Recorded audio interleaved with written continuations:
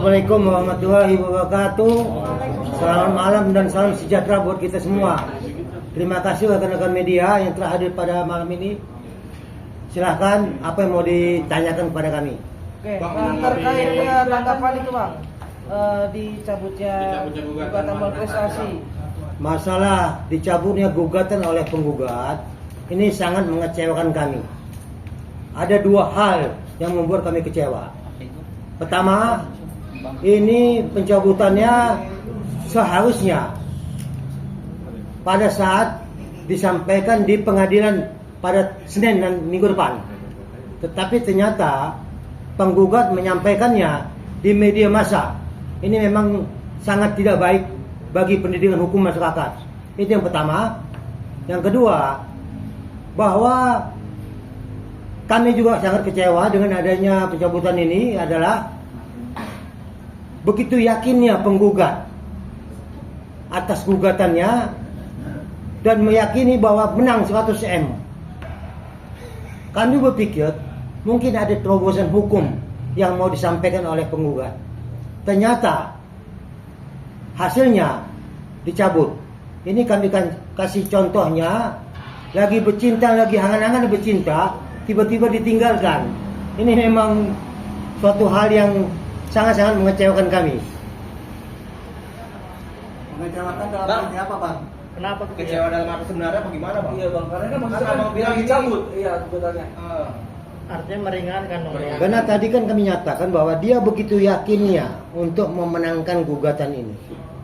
Selalu disampaikan, bahkan kami dianggap tidak memahami hukum. Masalah apa itu wan prestasi? Ini kami kepingin tahu sebenarnya terobosan hukum apa yang mau disampaikan oleh penggugat. Ternyata ini nol atau jong, dicabutlah ini penggugatan. Ini memang ya siapa nggak kecewa. Kita sangat mendukung tadi apa yang mau disampaikannya, sehingga kami tahu, kami kan perlu juga belajar hukum dengan kuasa hukum yang begitu luar biasa, hebat dan gagah perkasanya. Ada lagi? Artinya kan harusnya gugatan ini bisa di-fight di pengadilan, Bang. Nah, apakah sudah mempersiapkan sebelumnya, Bang? Silakan kalau itu urusan. Jadi begini, saya tambahkan sedikit ya. Saya pribadi melihat ini pencabutan ini masih tanda tanya. Soalnya penggugat ini kan ngomongnya itu kemana-mana ya. Jadi saya mencurigai ada kemungkinan juga ada kebohongan di dalamnya. Kenapa saya katakan kebohongan? Mencabut gugatan itu adalah di depan hakim. Setelah dicabut di depan hakim baru disampaikan kepada media. Ya. Tapi ini tidak dilakukan. Jadi saya curiga jangan-jangan hanya mencabut di media, tapi tanggal 21 besok dia masih tetap kepada gugatannya. Ini pertanyaan ya. Seandainya betul dicabut ya. Kami seperti teman tadi rekan mengatakan kecewa karena kita sudah mendengar cuap-cuapnya sampai kemana-mana ya, di media banyak sekali cuap-cuapnya. Sebenarnya kita kepingin membuktikannya di pengadilan, apakah apa yang dicuap-cuapkan itu betul apa tidak ya. Dan alasan tadi dikatakan bahwa mau konsentrasi kepada bidang hukum pidananya, itu betul. Di pidana itu ada hal-hal yang meringankan dan hal-hal yang memberatkan.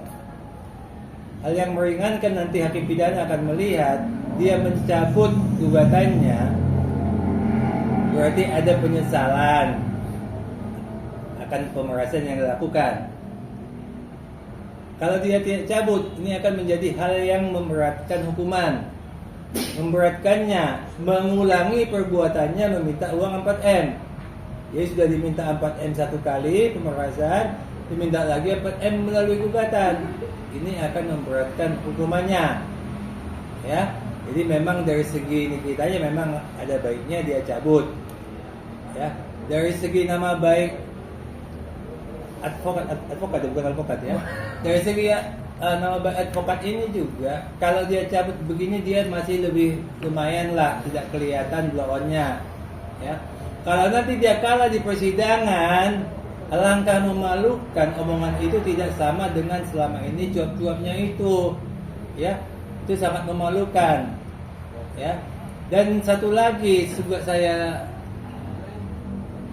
syukuri juga ini supaya ahli-ahli hukum yang selama ini sangat membela gugatan non-prestasi ini, ya, banyak ahli-ahli hukum yang sudah mulai kebanan juga saya lihat ya, mengatakan bahwa ini gugatan non-prestasi bagus untuk menghentikan pidananya, ya, tapi dengan dicabut begini, silakanlah itu ahli hukum belajar kembali bahwa apa yang mereka lakukan selama ini membela gugatan non-prestasi ini ternyata zong, ya.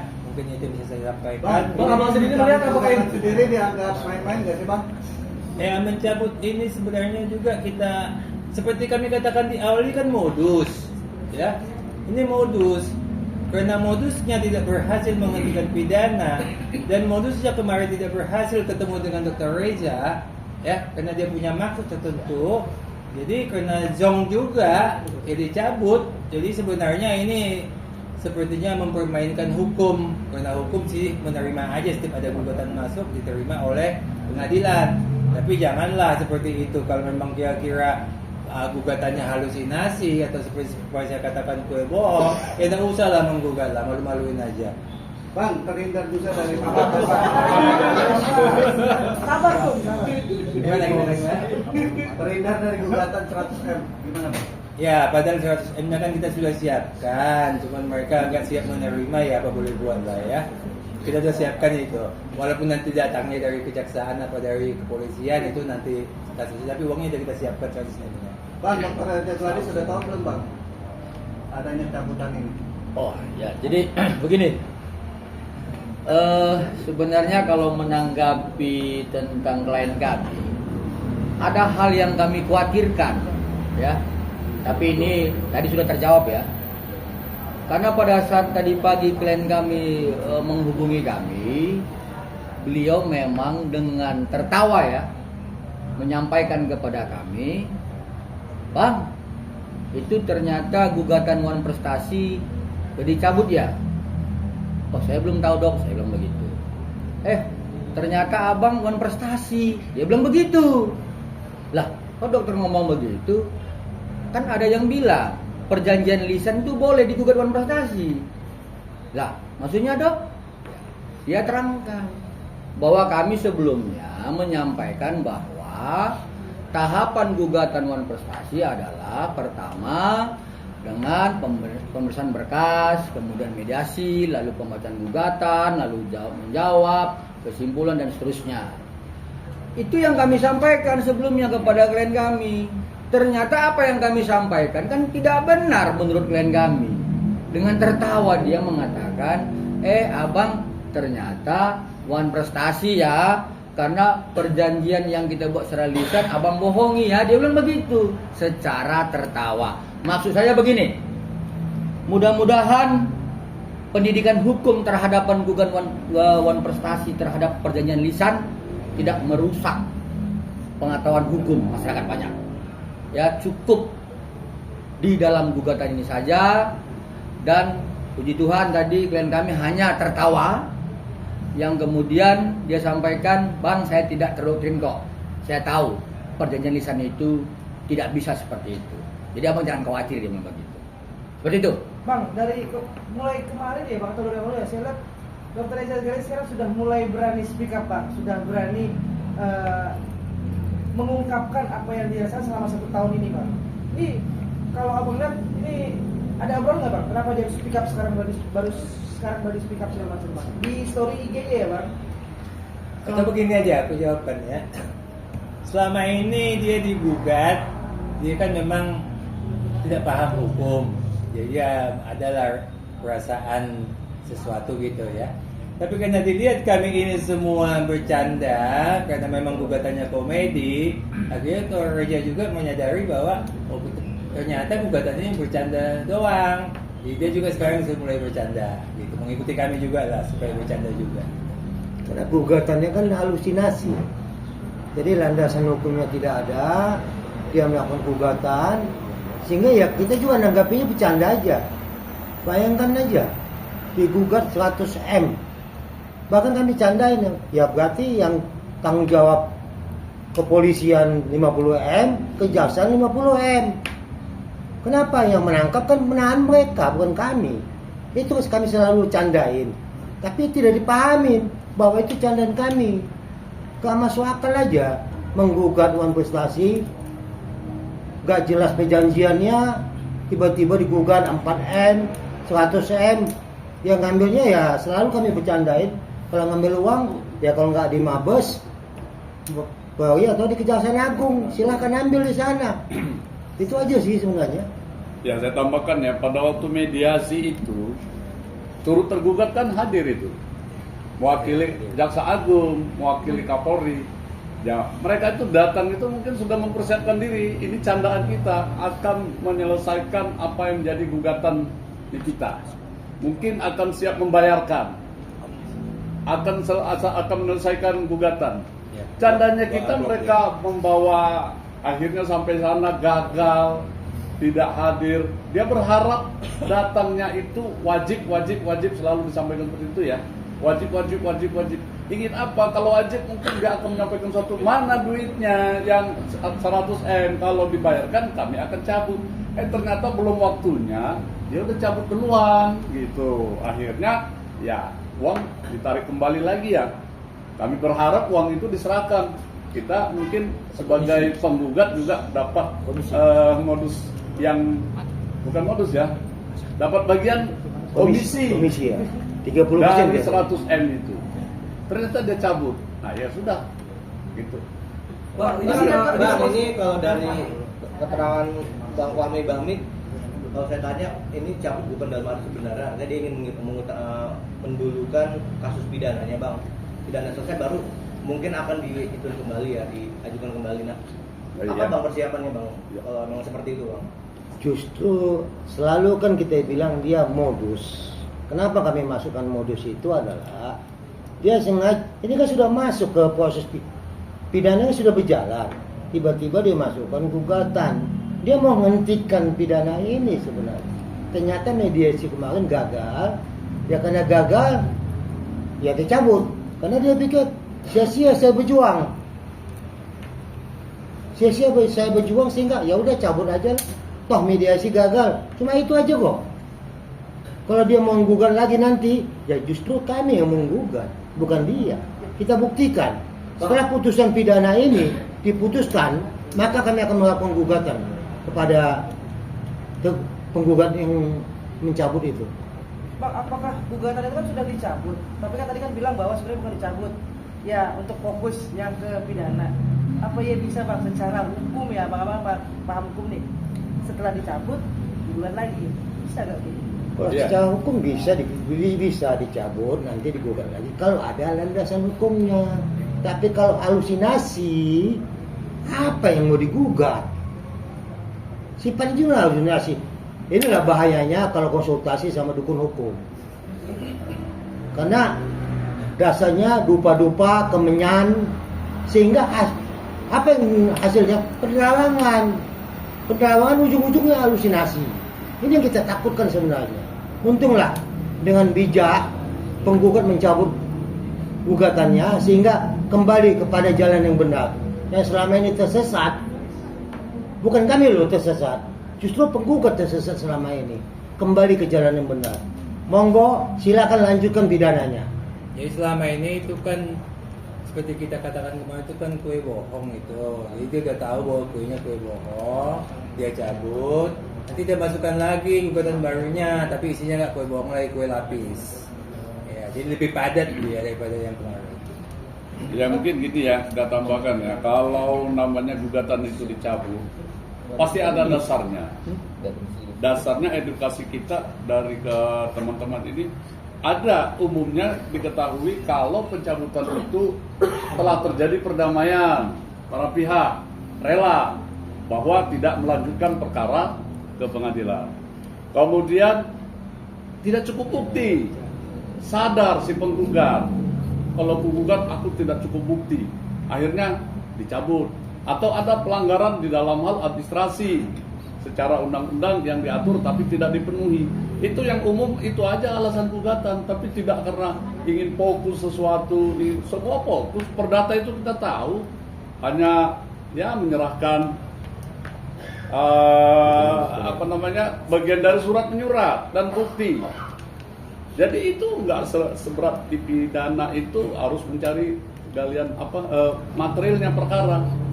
Jadi ya kalau memang itu dianggap perdatanya tidak memenuhi syarat atau kurang bukti, ya sah-sah saja dicabut.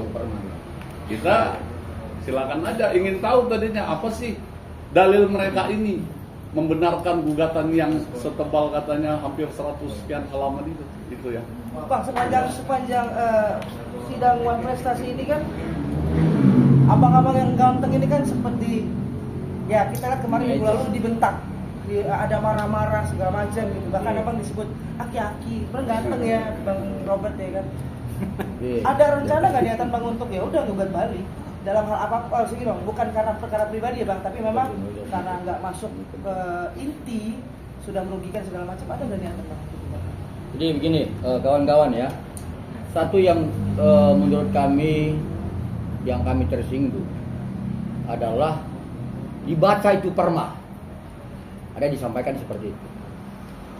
Saya perlu bertegas, perma nomor 1 tahun 2016 ya, nanti yang nonton semua ini di googling kebenarannya apa yang saya sampaikan. Di pasal 6 ayat 4 huruf D dijelaskan tentang sahnya penggugat maupun tergugat, dalam hal ini prinsipal, tidak dapat hadir ataupun hadir karena tuntutan profesi. Ya, saya ulangi, perma nomor 1 tahun 2016 di pasal 6 ayat 4 huruf D. Kemudian terhadap kami sebagai kuasa hukum jangan disampaikan, dikeluarkan, nggak ada itu aturan di dalam pasal perma nomor 1 2016. Yang ada kewajiban kuasa hukum di pasal 18 ayat 3. Ketika para prinsipal ya, para pihak penggugat dan tergugat tidak dapat hadir, tapi sebagaimana pasal 6 ayat 4 huruf D dapat dikuasakan oleh kuasa hukumnya. Itu diatur dalam pasal 18 ayat 3. Jadi kalau kami disuruh dengan baca perma sementara pihak seberang tidak menyebutkan pasalnya, ini kita sesat. Yang kedua yang saya mau sampaikan, kemarin ya saya nggak mau bilang aki-aki, Opung Robert ya. Opung Robert kemarin ya, dia sampaikan kecewa ya, kecewa terhadap kuasa hukumnya. Ya benar, karena ada kewajiban kuasa hukum dalam perma nomor 1 tahun 2015 di pasal 18. Tolong nanti di googling. Yang kemudian salah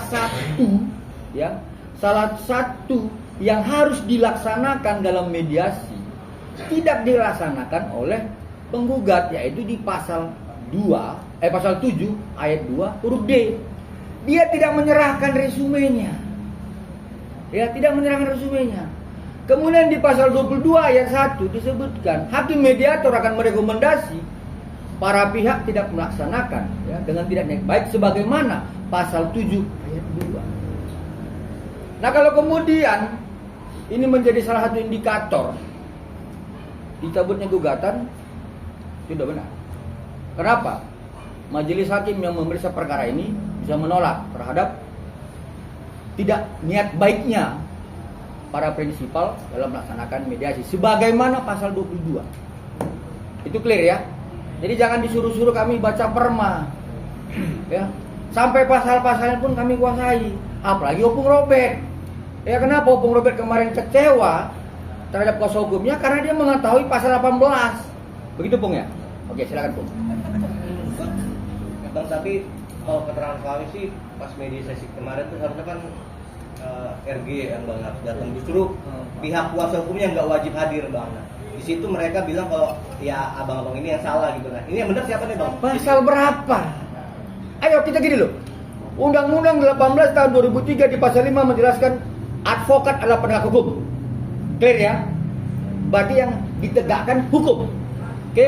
Di pasal 14 dan di pasal 15 menjelaskan advokat yang menangani perkara berpendapat di dalam dan di luar pengadilan menghormati hukum. Clear ya? Jadi kalau ada advokat yang berbicara tanpa fakta hukum, apa namanya? Klor. Apa namanya itu? Kalau saya clear ya, berdasarkan fakta hukum, penegak hukum, ya, saya katakan Perma nomor 1 2016 di pasal 6 ayat 4 huruf D, ya, sah tidaknya kehadiran para prinsipal. Kedua, di pasal 18 ayat 3 kami sebagai kuasanya. Kemudian dalam tatanan beracara di pasal 123 Harijan Inlas Reglement. Lah apalagi yang harus saya sampaikan? Nah, jadi kalau misalnya sesuatu hal yang dituduhkan kepada kami dengan hal-hal menuduhkan, mengatakan kami tidak benar dan hal-hal yang lain, pasal berapa? Undang-undang nomor berapa? Peraturan nomor berapa? Clear ya? Oke, yang lain? Jadi sebagai penutup, ya, harapan kami nanti kan Senin sidang, ya, sidang mediasi itu undangan yang kami terima. Sidang pokok perkara membaca gugatan tanggal 21. Harapan kami supaya janganlah gugatannya betul-betul dicabut, ya, supaya komedi kita jangan berakhir sampai di sini. Ya, kita mau berlanjut terus komedi dengan gugatan prestasi ini. Demikian. Baik, terakhir ya. Kalau opung-opung mengatakan komedi, saya sebenarnya mau menyampaikan kepada terdakwa Nikita Mirzani, seharusnya beliau ini bersifat equal, ya, karena beliau telah memberikan kesempatan kepada jaksa penuntut umum memberikan edukasi, ya, terkait teori hukum pidana.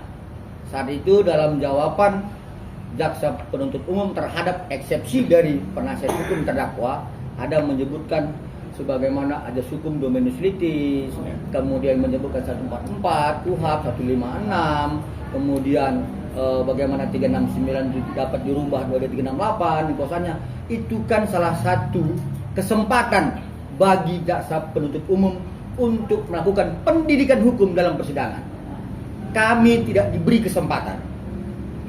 Nah, padahal kami mau memberikan pendidikan hukum bahwa 1866 KUH Perdata adalah merupakan alat bukti di dalam persidangan perdata.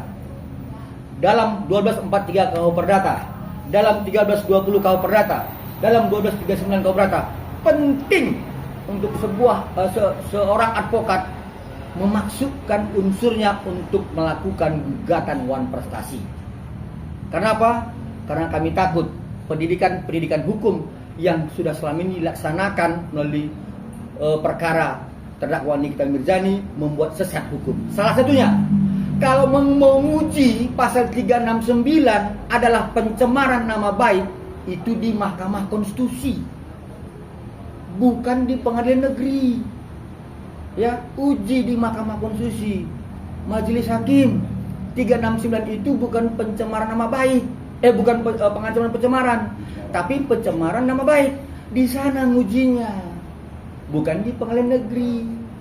Nah, silakan masyarakat ya melihat kalau kami salah, buktikan, buka di Google, ya, laman putusan Mahkamah Agung tentang pasal 369 ayat 1.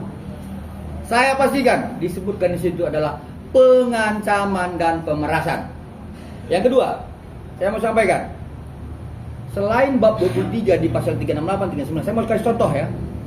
Di bab 24 ada pasal 372 dan 374 tentang penggelapan. Ya. Satu penggelapan yang diperoleh dengan tidak cara jahat, satu lagi dengan jabatan.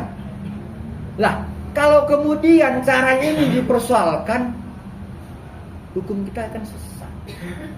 Biarlah KUHP itu seperti itu narasinya, jangan dipersoalkan. ini akan menjadi pendidikan hukum yang sesat. Kalau mempersoalkan isi narasi dari pasal itu, silakan di Mahkamah Konstitusi. Dari saya demikian tuh. Cukup. Bang, terakhir bang, berkesan bang, mewakili penonton nih bang. Mungkin nggak sih bang seorang RG akan datang atau adakah agenda yang mewajibkan RG datang? Ada. Itu aja bang. Ada bang. Nanti setelah besok kan Kamis, itu kan putusan selah. Jika putusan selahnya bahwa diputuskan lanjut, maka selanjutnya adalah saksi korban. Berarti minggu selanjutnya pemanggilan minggu depan berarti saksi korban. Tanggal berapa nggak tahu ya. Tanggal berapa nggak tahu. Dua-dua bang. Oke, clear. Bang, bentuk kecewaan